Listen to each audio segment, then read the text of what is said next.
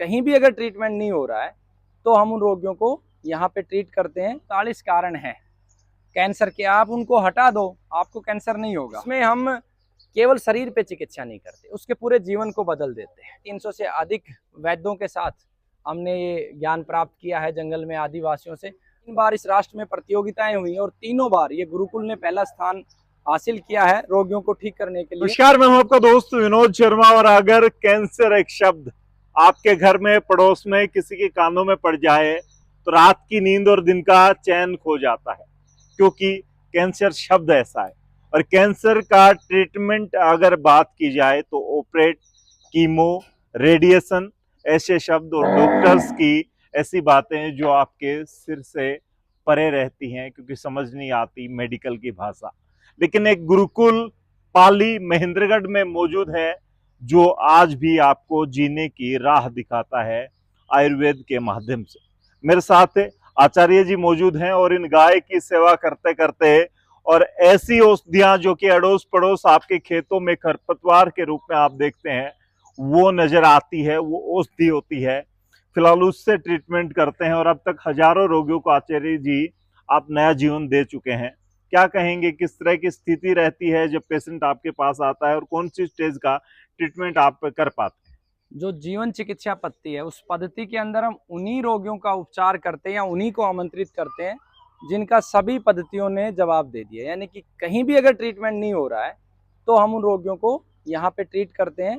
केवल skin allergy के रोगी और आंखों के रोगियों को ट्रीट नहीं करते हैं। और अब तक यहाँ गुरुकुल से सभी बीमारियों के रोगी ठीक हुए हैं। कैंसर के विषय में ज़्यादा प्रचार प्रसार है वो एक अलग बात है, क्योंकि उसका कारण है 3 बार इस राष्ट्र में प्रतियोगिताएं हुई और तीनों बार ये गुरुकुल ने पहला स्थान हासिल किया है रोगियों को ठीक करने के लिए। और जिसे आधुनिक विज्ञान कैंसर मानता है, हमारे लिए वो डीएनए का डिसऑर्डर है। यानी कि हम जो गलत खान पान कर रहे हैं, हमारे डीएनए जो हमारे पूर्वजों ने खाया पिया था उसके अनुसार हम नहीं खा पी रहे, हमारी विचारधारा चेंज हो रही है, उसी से डीएनए डिसऑर्डर आता है। तो बहुत मेहनत करनी पड़ती है रोगी को, आसानी से ये बीमारी ठीक नहीं होती। और इस बीमारी की सबसे बड़ी समस्या है कि ठीक होने के बाद बार बार हो जाती है। तो आधुनिक विज्ञान की जो ब्लड सेल्स की रिपोर्ट के आधार पर 1050 से ज्यादा रोगी ठीक हो चुके हैं। अब हम उन रोगियों को हर दिन क्या खाना है, क्या नहीं खाना है और कैसी दिनचर्या और जीवनचर्या वो सिखाते हैं। आज आपने देखा होगा ये सभी वो रोगी आए हैं जो ठीक हो चुके हैं। अब इनको 5 साल तक हम बिना दवा के रखेंगे, लेकिन खाएंगे ये क्या, ये हम डिसाइड करते हैं।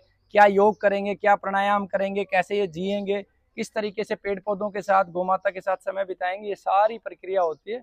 और इसी से हम पाते हैं कि कैंसर रोगी ठीक हो जाते हैं, जो हमारे यहाँ डीएनए डिसऑर्डर बोला जाता है। कृष्णकांत जी, लोगों के दिमाग में, कमलकांत जी, लोगों के दिमाग में ये होता है कि क्या उनको कैंसर ना हो, ऐसा भी हो सकता है? देखिए इस पुस्तक के अंदर 39 कारण है कैंसर के, आप उनको हटा दो, आपको कैंसर नहीं होगा।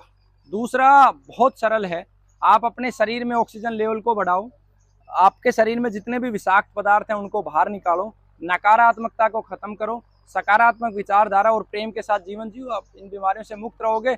और ये जो गोमाता है इसकी शरण में आप आ जाओ।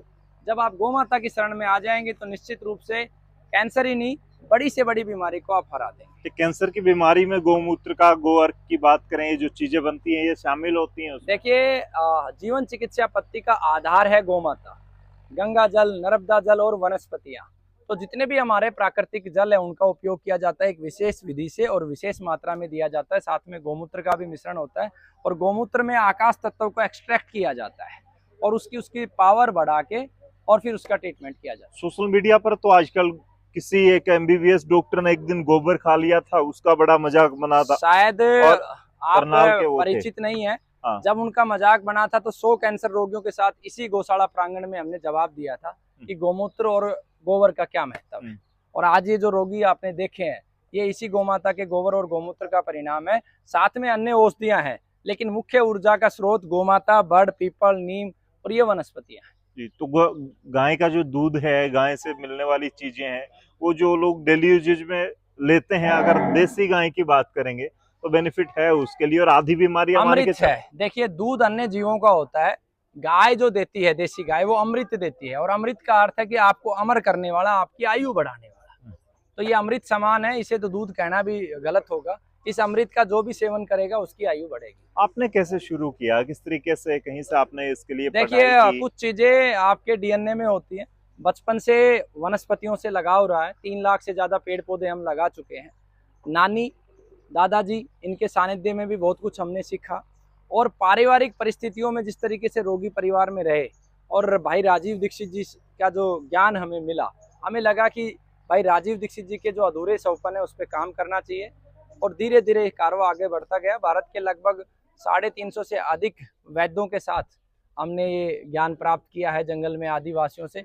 वाघवट संहिता, चरक संहिता और अगत तंत्र, बहुत सारी पुस्तकों का अध्ययन किया है और उसी का परिणाम है। कह सकते हैं कि आयुर्वेद में आज भी जिंदा रहने की जो तमन्ना है वो पूरी हो सकती है आयुर्वेद अगर के माध्यम वास्तविक से। आयुर्वेद का इस्तेमाल किया जाए और जो जिस समय आयुर्वेद लिखा गया था उस समय जो इंसान जैसा करता था वैसा अगर आज इंसान करे, उसी तरीके से आयुर्वेद ले तो ठीक हो सकता है। इसीलिए आयुर्वेद की संतान के रूप में हमने जीवन चिकित्सा पद्धति तैयार की है, जिसमें हम केवल शरीर पे चिकित्सा नहीं करते, उसके पूरे जीवन को बदल देते हैं। प्राचीन काल में मनुष्य प्रेम करता था, 10-10 भाई भी आपस में प्रेम करते थे। हमारी पत्ती में जो भी आता है, पहला काम है कि उसे ईर्ष्या नष्ट कर देनी है। दूसरा उसका कार्य है उसे वनस्पतियों से प्रेम करना है, जीवों से प्रेम करना है, पक्षियों से प्रेम करना है। धीरे धीरे औषधियां लेता है और ठीक हो जाता है। पेड़ पौधे मुझे भी यहाँ काफी दिखाई पड़ रहे हैं और मोस्टली अगर बात करें ये औषधि पीपल और सारी चीजें दिखाई पड़ रही हैं। ये वो पौधे तो हैं कितने जो पौधे वगैरह? आप को जीवन देते हैं। हर साल पेड़ पौधे लगाते हैं।